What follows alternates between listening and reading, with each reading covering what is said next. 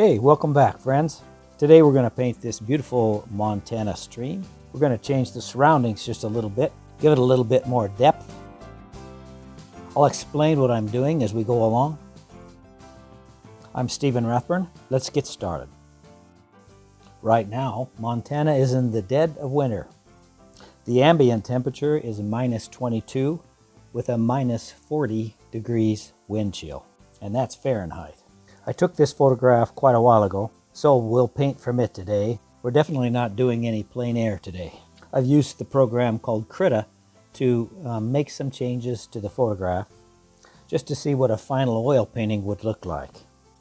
I think I'll lighten up the foreground a little bit, and I think I might put a little bit more sky even in this painting here. I just did a real quick sketch here with an ink pen. It's not soluble to oil paint. The 7 colors here I use almost all the time. There's one that I don't use all the time, but we'll start with lemon yellow, then some light red. This is raw sienna.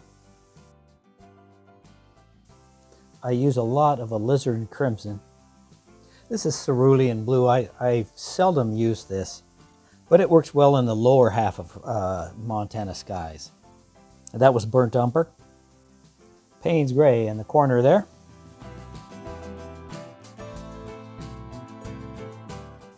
I use a lot of ultramarine blue. For a medium, I use Liquid Original. And as usual, a lot of white. And that's titanium white. I hardly ever use more colors than this. I mix my own green using Payne's gray and lemon yellow. I pre-mix a violet color using Payne's gray and alizarin crimson.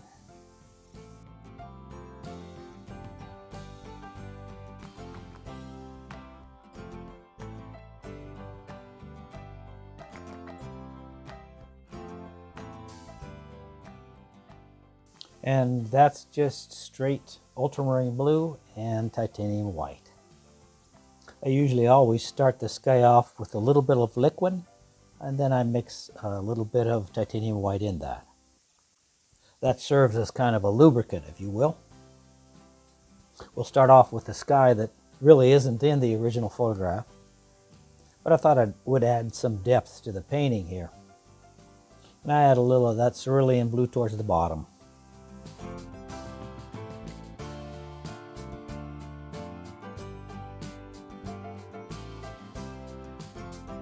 A quick little finger blend, and then we're off to the water here. When I paint water, I always try to use all the colors of the surroundings of the water. We'll see reflections of trees, sky, surroundings, bushes, and even we'll see colors of the bottom of the creek. So to begin with, I just start randomly adding all those colors in. My intention is to make this creek a little lighter than the one in the photograph. So you'll see more blue because there's no sky in the photograph, but there's sky here. So the water will be reflecting a little of that sky color. There's really no need to try to copy exactly what's in the photograph. Just use the colors that are in the surrounding and enjoy slapping it in there. As I hope you'll see in this video, that the palette knife is a very effective way to suggest moving water. Right now we're just getting a base color. I can already see here with that much sky, I'm going to need a little bit more blue in that water.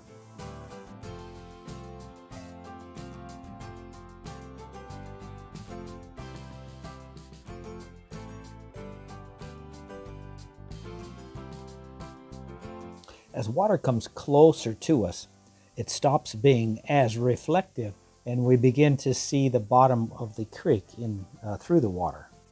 Therefore, the raw sienna towards the bottom of the painting works well here. Now for those pinkish fall willows, light red, raw sienna, a little bit of white. I'll use different variations of this color all throughout the bottom of the trees. I'll use more of this winter color, this winter willow color, more so than the dead branches, the dead grayish color that is there in the photograph. You'll see me here adding more Payne's gray to that pre-mixed green color. That makes a deep shaded green color. And that's really needed on those trees up on the left. And then I'll start lightening up that green color as it works towards the right. I think it's really important to mix the colors on the canvas rather than the palette. So that's why I only mix up a few colors on the palette. The rest of it I like to add full color, mix it in right on the canvas. The idea here is to have a continuous variety of color.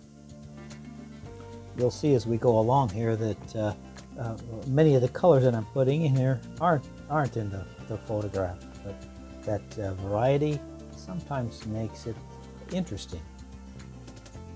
I thought I'd add some mountains in the background just to give the painting a little depth. We could use a different shade of blue, light blue, or this violet color also is suffice. A little bit of white kind of indicates some snow-capped mountains. And some very distant trees also. It's helpful to make that depth. A little blue pushes those trees back in the distance. The blue I'm adding in the tops of the trees is mainly for what I call the sky holes. The sky holes in the trees are always a darker blue than the sky.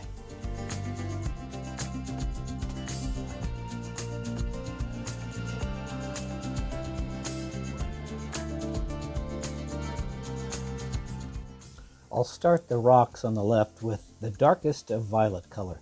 That's that mixture of Payne's gray and alizarin crimson. I never want to use the pure Payne's gray by itself. It's always too dull.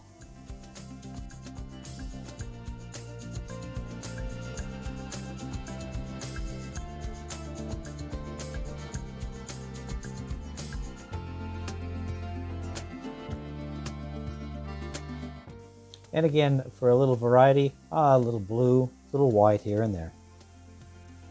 Mix those colors right on the canvas. Just blocking in the major areas, the major color areas. The blue and the violet on this left side here indicates the shade or shadow. Cool colors in the shadow, warm colors in the sun. And back up to those dark trees. Some of the darkest green I can get up there against the blue will make it look farther in the distance and yet still show some of those sky holes. Now, I've cleaned off my brush just a little bit here, going back to the light colors. And to that pinkish color, I'm adding a little bit of green, introducing some of the warmer colors that comes closer to us. And now for the trees on the left, that straight mixture of violet, which is Payne's gray and alizarin crimson. It kind of looks black here, but it is dark violet.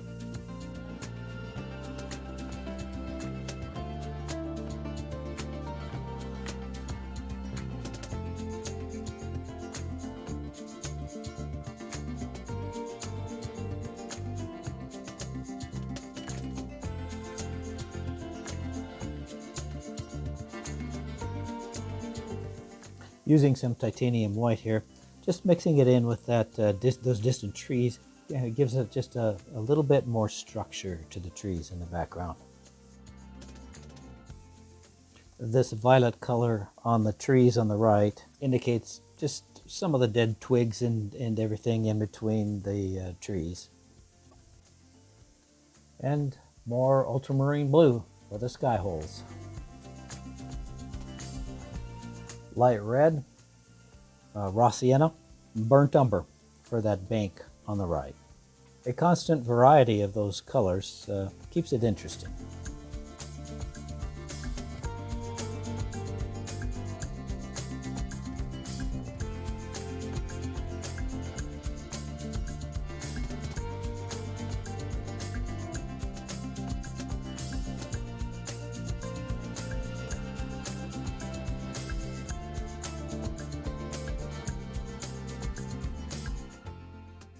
Snow is sometimes a real challenge.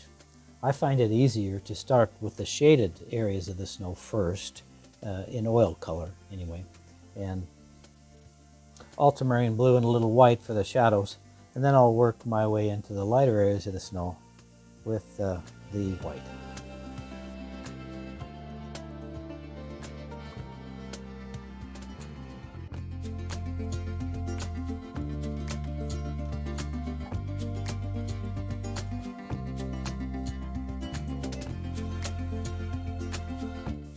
And back into those winter willows with a little of that pink color.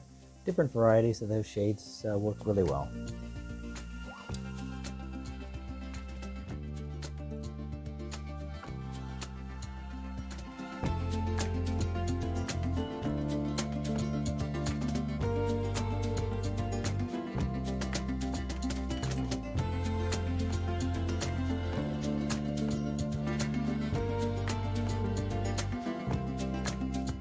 For those, the bottom area, those willows in the distance, the shaded areas there, that color's a little too warm and way too dark.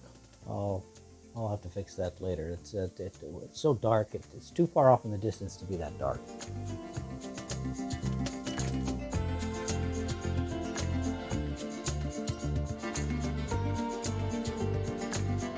And the different variations of that violet color, adding white here and there, indicates a little bit of that gray bush color, the dead twigs, if you will.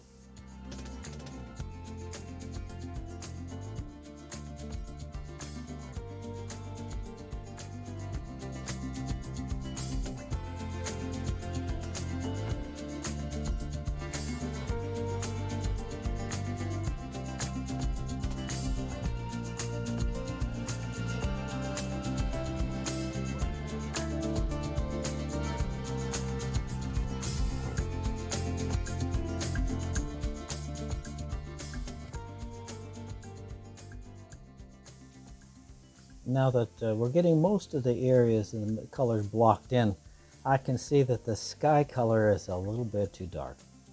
So I'll lighten it up here and put a little white in there with this nice soft round brush.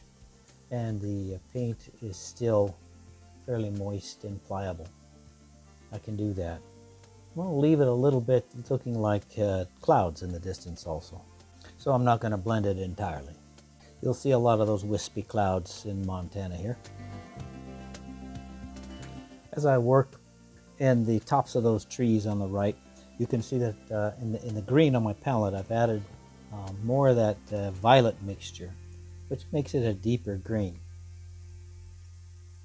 We'll at times slow this down a little bit now so you can see how I get the tops of those trees looking like they are. Just little touches because it's going on wet paint. Doing an oil painting from start to finish with wet paint all the way through is called alla prima. Of course, it has its advantages and disadvantages. Putting fresh paint on top of fresh paint can sometimes be a challenge. But like I said, sometimes it can work to our benefit.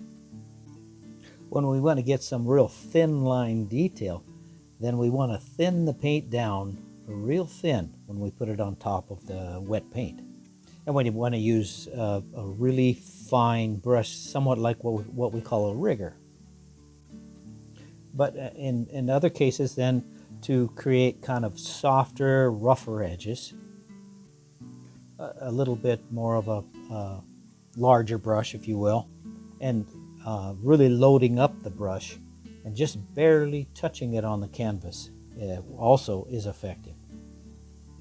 You'll see both cases here in this painting of using a smaller brush with a little thinner paint and also a thicker brush with much thicker paint.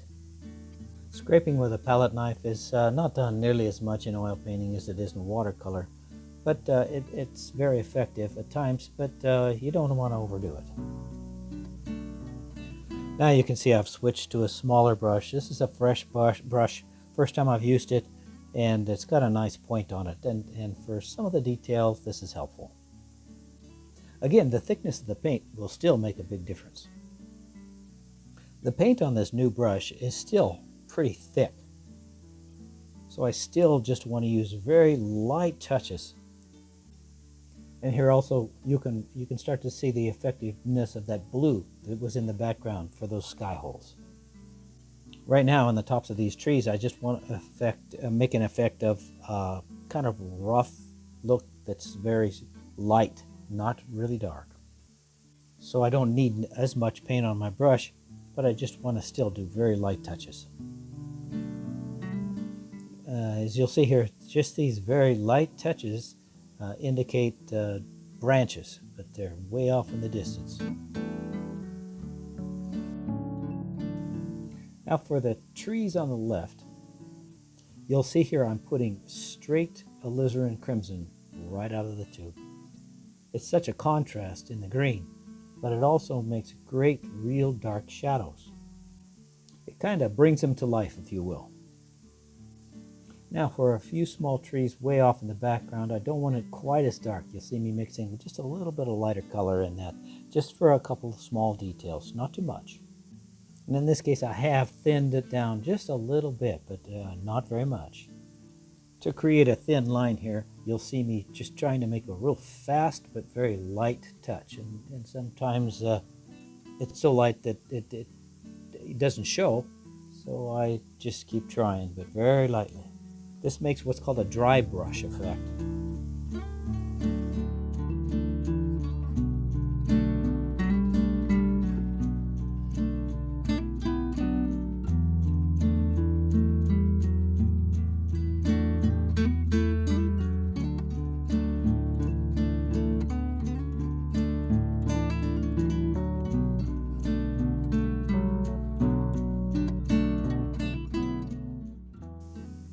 Places of just pure light red also in the forest creates interest, a little contrast, if you will.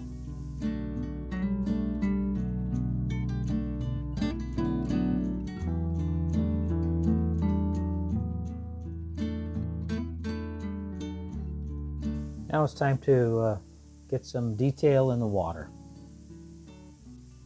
Again, you'll see me just with the palette knife here, just grabbing any color that's on the palette.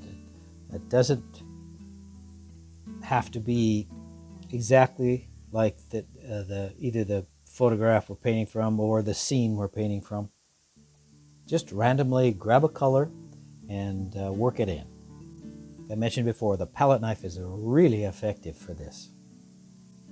I'll be using mostly blue and the violet color and white for the distance.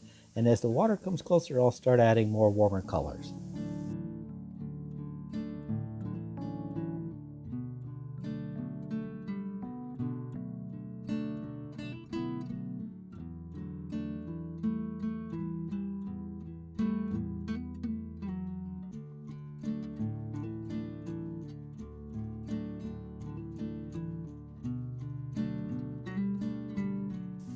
Of course, there's many places in the water that are going to reflect the green trees in the background, and then other places that are going to reflect the sky color and all the other colors that are surrounding the water.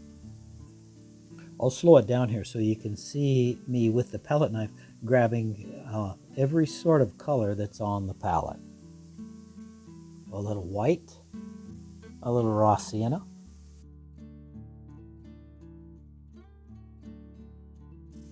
blue and violet, and swirl it onto the canvas. A little green, a little light violet, and a darker violet.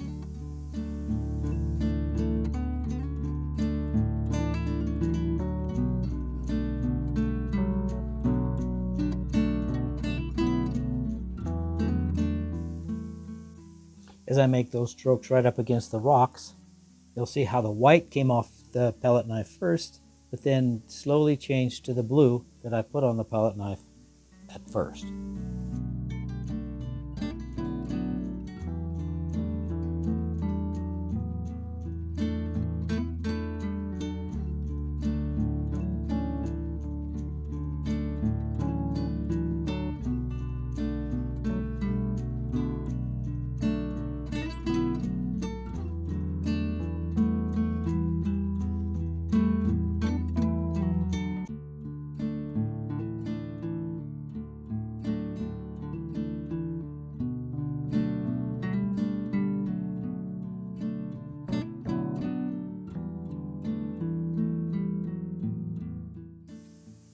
You'll see now it's time to start putting the rocks in the foreground. So I'm scraping some of the paint that I've already put on there off, for the reason is that this is the darkest area in the painting, and I don't want any of the real dark paint to mix in with the paint that's already there and be too light. Another reason I'm doing it this way is because if I would have put the rocks in first and kind of painted them in to begin with when I was blocking in all the colors, then when I was making the water, I would tighten up too much trying to paint around the rocks. It's much easier to paint a nice, free, expressive look in the water and then put the rocks in later. So now I have to mix up some more of that dark violet, alizarin crimson, Payne's gray, straight out of the tube, goes right on the canvas for the darkest areas. Maybe I'll mix a little bit of burnt umber in there to warm up a place or two.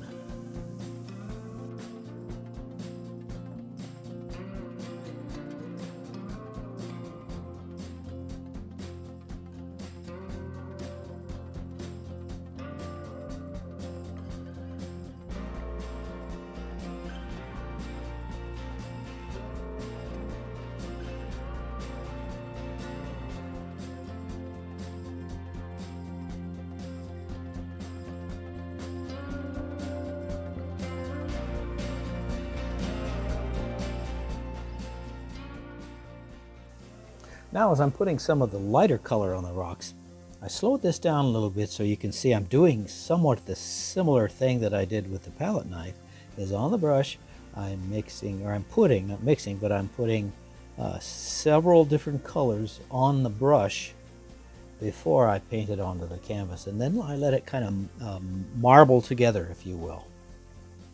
As you can see, that the top of the rock there has a marbled look to it.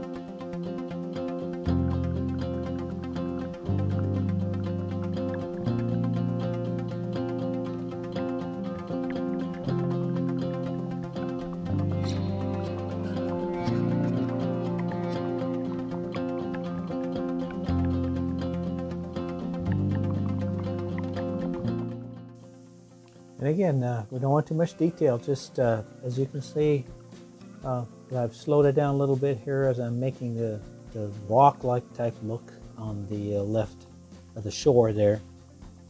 We don't want to try to paint every rock in. It gets way too tight and almost a frustrated look.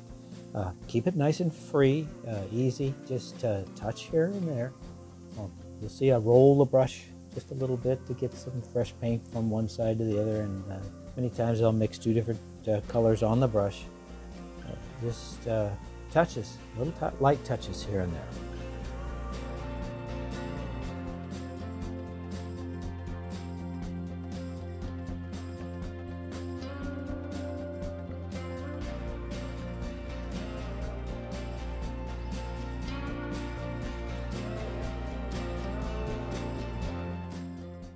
And now I'm finally getting to that brush in the far background that was way too dark.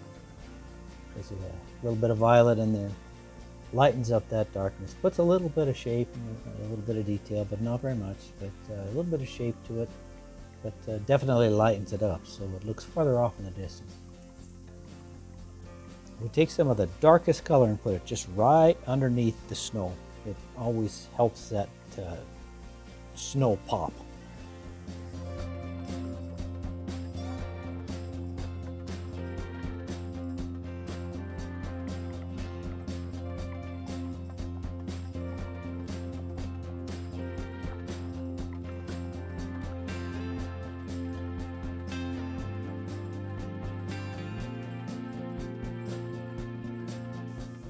Now, even though my hand is in the way here, I'm doing what I explained a little bit earlier with the very tip of the brush, and the paint is really pretty thick on that pointed brush, but I'm just barely touching it, and I'm really trying to move it fast, and that makes that dry. Even though it's going on a wet paint, it has a dry brush look to it, and it's great for making these, just a few of these little suggestion of the weeds coming out of the snow.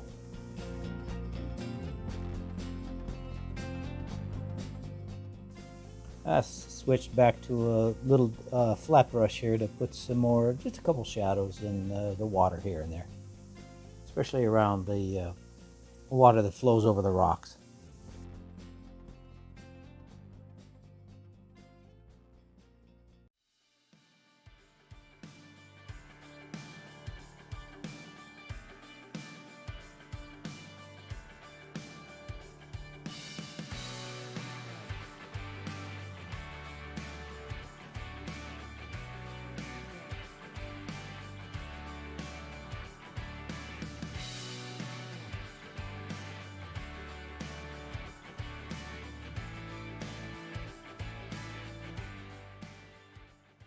And now you'll see to that original green color I mixed up with the Payne's Gray and the lemon yellow. Now I'm adding a lot of white, and we're going to add just some places back there in the trees that the sunlight is just really hitting those branches and really brightening them up. And to make it pop, we add white to the green. And again, mixing some of the color out on the canvas. And anytime you get the sun shining brightly on something, you also need some really dark darks, so basically contrast. So again, I have to add some really dark colors in there also, just spots of it, touches here and there.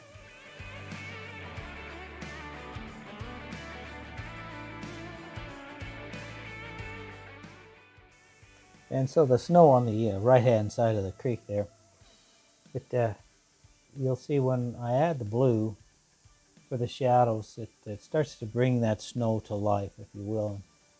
It needs shadows right underneath where the bushes start, because the snow should be have quite a bit of shade in there. So I'll have to put some blue right along the bank, right along where the base of those bushes are, and that will make that snow really pop also. Few quick little highlights on the edges of the branches of the trees.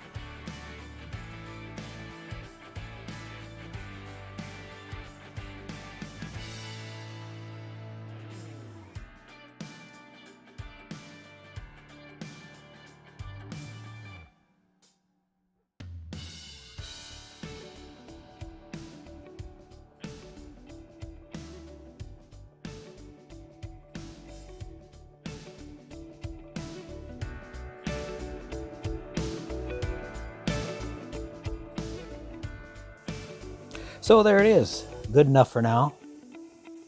A nice colorful painting done inside when it's minus 20 to minus 40 wind chill outside. This is West Rosebud Creek in the Beartooth Mountains of Montana, not far from my home. Hopefully you've enjoyed watching this as much as I enjoyed painting it. If you found this helpful or enjoyed it, please press that like button and subscribe if you will. I'm Steve Rathburn. Thanks for joining me. Catch you on the next one.